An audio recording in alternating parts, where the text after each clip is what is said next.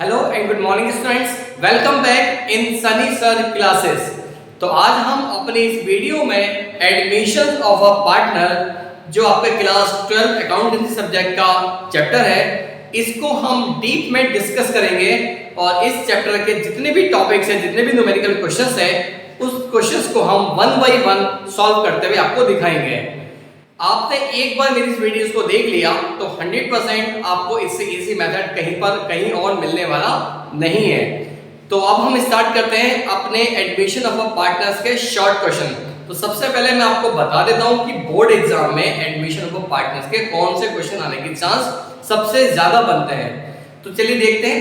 आपके पास बुक होगी, चाहे वो टीकी गोयल की बुक हो या फिर टीएस ग्रेवाल की बुक हो या कोई भी राइटर की बुक आपके पास है।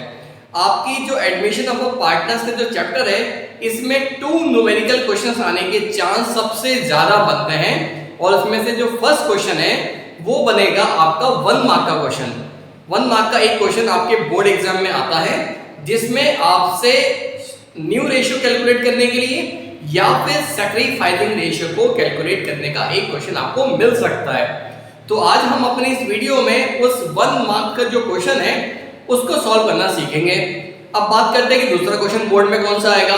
दूसरा क्वेश्चन बोर्ड में 8 मार्क्स में, क्योंकि अभी न्यू जो है पैटर्न आएगा बोर्ड की तरफ से, क्योंकि अभी इससे पहले टर्म 1 टर्म 2 टाइप्स के एग्जाम हुए थे। तो अभी इस न्यू पैटर्न में न्यू एग्जाम जो होंगे उसमें मे बी 8 मार्क्स का एक क्वेश्चन जो है वो आपको एडमिशन ऑफ अ पार्टनर का मिल सकता है, जिसमें आपसे revaluation account, partners capital account और बैलेंस शीट, ये तीनों अकाउंट बनाने को आपको मिल सकते हैं। ठीक है ना।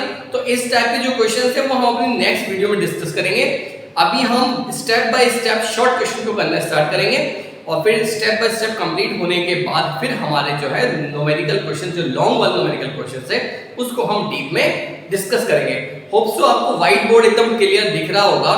अब मैं आपको क्वेश्चन नंबर फर्स्ट जो आपकी बुक का है उसको सॉल्व करूंगा, और अगर आपके पास ये बुक नहीं है तो कोई बात नहीं, आपको न्यूमेरिकल क्वेश्चन आपको साइड में अब शो हो जाएगा, शो हो रहा होगा। यहां से आप न्यूमेरिकल क्वेश्चन को देखिए और उसका आंसर जो है मैं अपने इस व्हाइट बोर्ड पर सॉल्व करना स्टार्ट कर रहा हूं। कोई भी प्रॉब्लम हो या आपको टॉपिक समझ में नहीं आ रहा है या आपको कोई भी डाउट्स है तो आप मुझे कमेंट बॉक्स में अपना मैसेज सेंड कर देगा।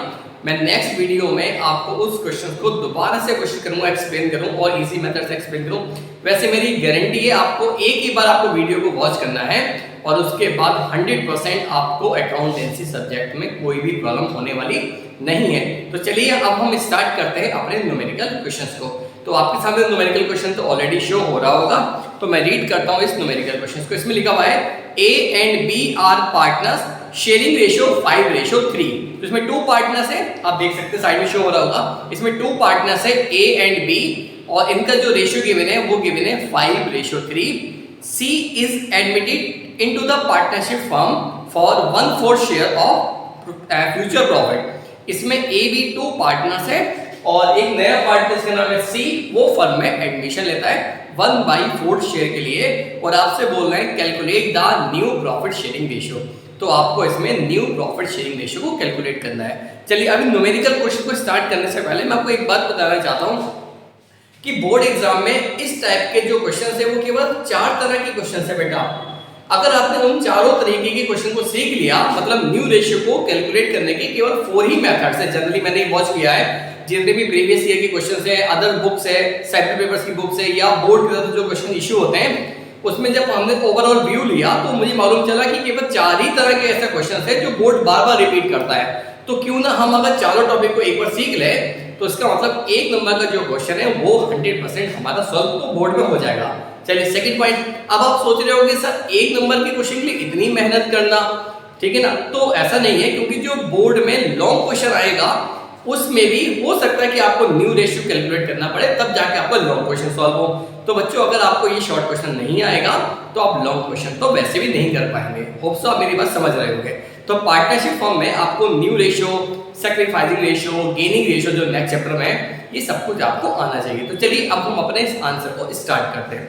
अब आप कंटिन्यूसली वीडियो को वॉच करते रहना, और अगर बोर्ड है क्योंकि बहुत ज़्यादा मुझे सॉल्व करना है तो अगर मैं साइड में हट भी जाऊंगा तो आप इवन अपने आंसर को कंटिन्यूअसली वॉच करते हैं, ठीक है ना। चलिए तो मैं लिखना स्टार्ट करता हूँ। इसमें लिखा हुआ है A and B two partner, तो देखिए शॉर्ट में आपको लिखना है, शॉर्ट में मैं इस पूरी टेबल को बता रहा हूँ, 100% आप देखना कि आपको समझ में आ जाएगा।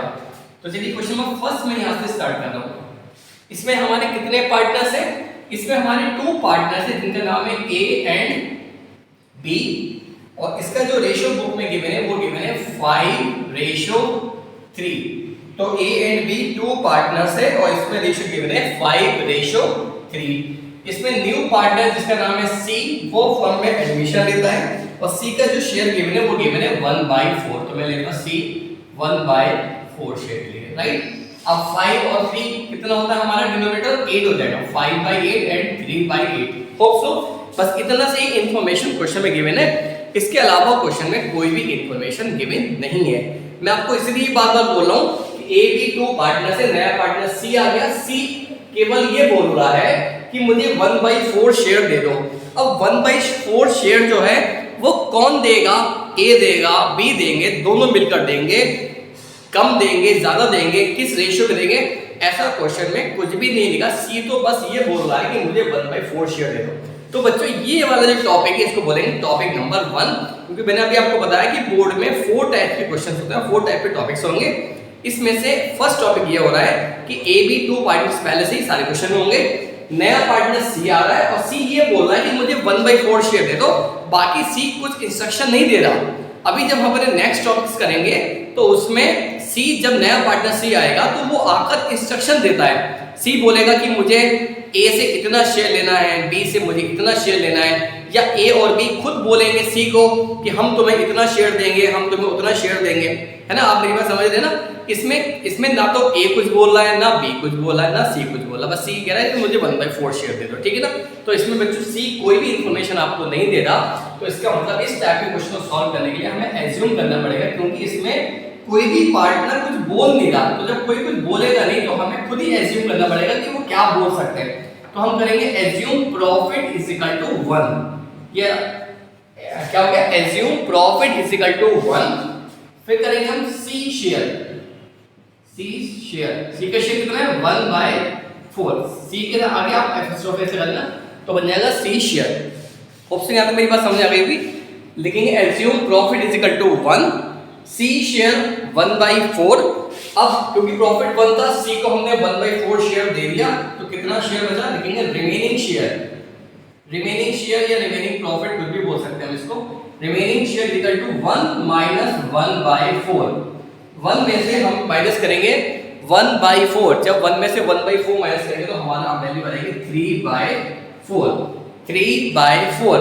अच्छा, बहुत सारे स्टूडेंट को ना ये माइनस करने में प्रॉब्लम होती है, एलसीएम लेने में प्रॉब्लम होती है, तो मैं जहां तक एक ट्रिक बता देता हूं आपको, तो आपको कभी भी प्रॉब्लम नहीं होगी एलसीएम लेने के लिए। जब भी आप कोई न्यूमेरिकल क्वेश्चन करें, बेसिकली अकाउंटेंसी में, तो जो डिनोमिनेटर है वो तो बिल्कुल सेम ही रहेगा। उसके अपॉन में 4 था तो मैंने 4 ही लिख दिया। अब ये 4 में से 1 माइनस कर देना, 4 में से 1 माइनस करने कितना हो गया? 3/4। वैसे तो क्लास 12 के बच्चों को एलसीएम निकालने में प्रॉब्लम नहीं होती है, लेकिन फिर भी कुछ बच्चों को प्रॉब्लम अगर होती है तो आप इस टाइप की शॉर्टकट मेथड को यूज कर सकते हैं। डिनोमिनेटर 4 है तो 4 लिख दिए, यहाँ पर 5 होगा तो यहाँ पर 5 लिख देना, और 4 में से आप 1 माइनस करना सीधे सीधे, तो आपका आ जाएगा 3/4। तो होप तो आपको ये एलसीएम समझ में आ चुका होगा, ठीक है। बाकी कभी काम ना करे तो आप अपना एलसीएम लेकर जैसे आप लेते हैं वैसे अपने क्वेश्चन को सॉल्व कर सकते हैं, ठीक है ना।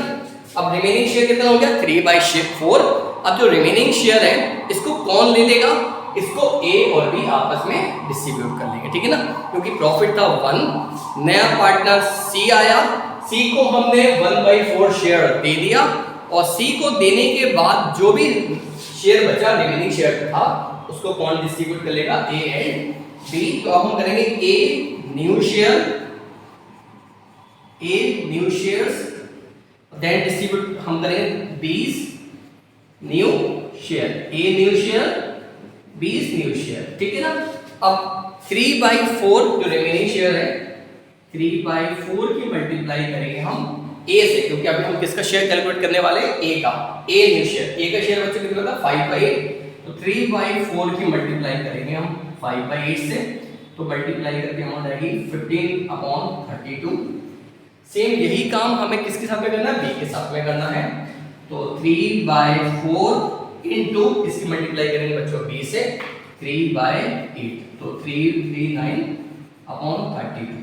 होप सो आपको ये आंसर कैलकुलेट हो गया। तो a का आंसर आ गया 15 अपॉन 32, b का हमारा आंसर आ गया 9 अपॉन 32। ठीक है, 9 अपॉन 32 आपको दिख नहीं रहा होगा, थोड़ा सा नीचे मैं कर देता हूँ कैमरा को, 9 अपॉन 32।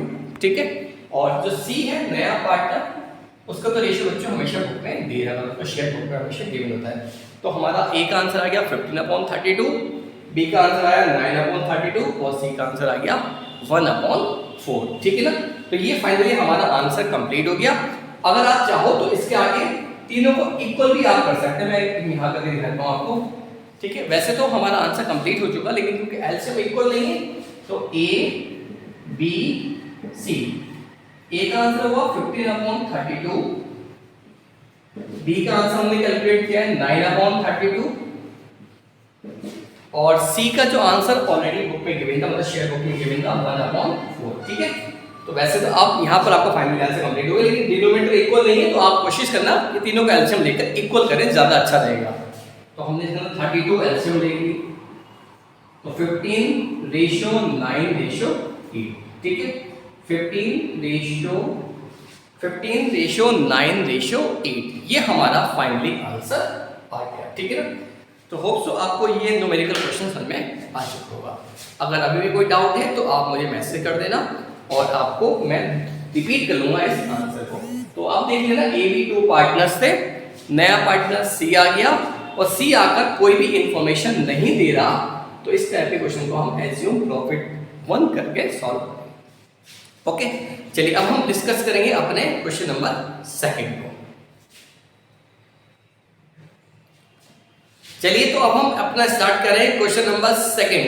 फर्स्ट ए हमने कंप्लीट कर लिया और अब हम नेक्स्ट टॉपिक स्टार्ट करें। क्वेश्चन नंबर 2 है, ये आपकी बुक का ही क्वेश्चन है, डीके गोयल की बुक से मैं आपको करा रहा हूँ।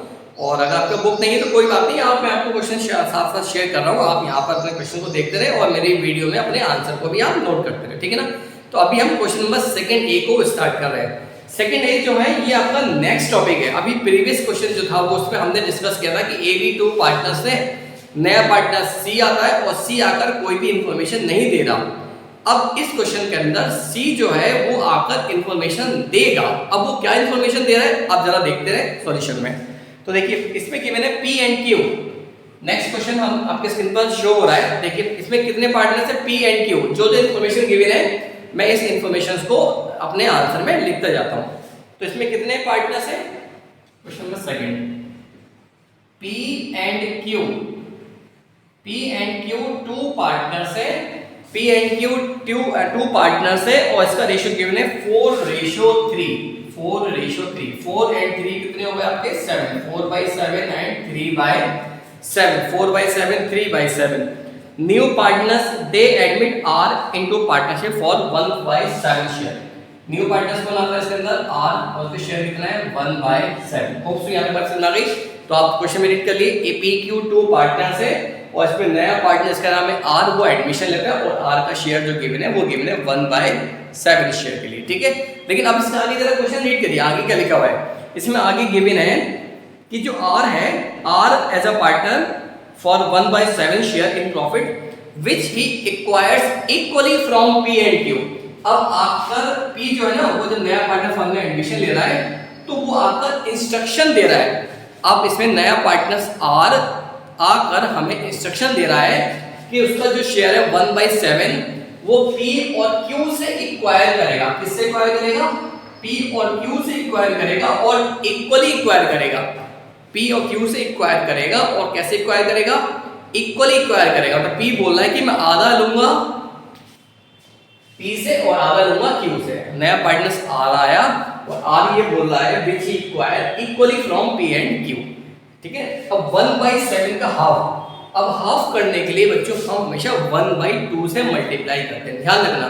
ठीक है ना, हाफ करने के लिए किससे मल्टीप्लाई करेंगे हम 1/2 से। मैं यहाँ करता हूँ 1/7 को हाफ करने के लिए किससे मल्टीप्लाई होती है 1/2 से। कितना हो गया 1/14। ठीक है ना, तो 1/14 पी से इक्वायर करेगा और 1/14 क्यू से इक्वायर करेगा। अब आप मुझे बताइए, पहले वाले क्वेश्चन में जो प्रीवियस क्वेश्चन था उसमें और इस क्वेश्चन में आपको डिफरेंस में आ गया ना। प्रीवियस क्वेश्चन में हमारा जो डायग्राम था वो केवल यहीं तक बना था, लेकिन अब इस करंट क्वेश्चन में हमारा जो डायग्राम है वो आगे बढ़ गया। पहले आर बोलता था कि मुझे इतना शेयर दे दो, बात करता हूँ, लेकिन इसमें आर आकर खुद इंस्ट्रक्शन दे रहा है कि मैं पी से इतना शेयर लूंगा, क्यू से इतना शेयर लूंगा, ठीक है ना। तो यहाँ पर आके जो है आर इंस्ट्रक्शन देगा, तो इसमें एज्यूम 1 करके सॉल्व नहीं होगा, इसमें सेकंड मेथड सॉल्व होगा, ठीक है। चलिए, तो आर का शेयर हो गया 1/7 और आर ये बोलता है कि वो 1/14 लेगा पी से और 1/14 लेगा क्यू से। अब माइनस करते हैं हम, अब सीधे सीधे हम इस क्वेश्चन को सॉल्व करेंगे। लिखेंगे P new share, P new share. अब देखो पी का पहले शेयर कितना था 4/7, 4/7 में से 1/14 किसने ले लिया, दे दिया था, आर को दे दिया था। तो 4/7 में से हम 1/14 को क्या करेंगे, माइनस करते हैं। अब माइनस करना हो या प्लस करना हो हमेशा एलसीएम लेते हैं, तो आ गया 7/14, ठीक है। तो P का प्रीवियस शेयर था 4/7, 4/7 में से 1/14 P ने R को दे दिया था, तो माइनस करेंगे क्योंकि पहले इसका 4/7 था, इसने P ने 1/14 R को दे दिया, तो R को देने के बाद कितना शेयर बचा 7/14, ठीक है ना। ये P का न्यू शेयर आ गया। P के बाद हम बात करते हैं इसकी Q new share, new share. अब देखो सेम यही ट्रीटमेंट करना है। Q का पहला शेयर कितना था 3/7, 3/7 इसमें से माइनस करेंगे जितना शेयर इसने R को दे दिया था 1/14। सेम कैलकुलेशन जैसे प्रीवियस माइनस किया था वैसे आप इसमें माइनस करना, 14 एलसीएम, तो माइनस करने के बाद हमारा आंसर आ गया 5/14, ठीक है। माइनस करने के बाद हमारा आंसर आ गया 5/14। तो P का न्यू आंसर आ गया 7/14, Q का न्यू आंसर हो गया 5/14 और R का तो आंसर आपको मालूम है वो हमेशा बुक में गिवन होता है, ठीक है। अब अगर आप चाहो तो अपने आंसर को यहीं पर ही छोड़ दो, और अगर आप चाहते हो तो इसको एलसीएम लेकर और तीनों को इक्वल कर लेना, ताकि प्रेजेंटेशन हमारी और अच्छी हो जाए, हमारा करेक्ट आंसर मिल जाए। P Q R लाइन्स लिखेंगे P Q R। P का शेयर कितना है 7/14, Q का 5/14 और R का शेयर है 1/7।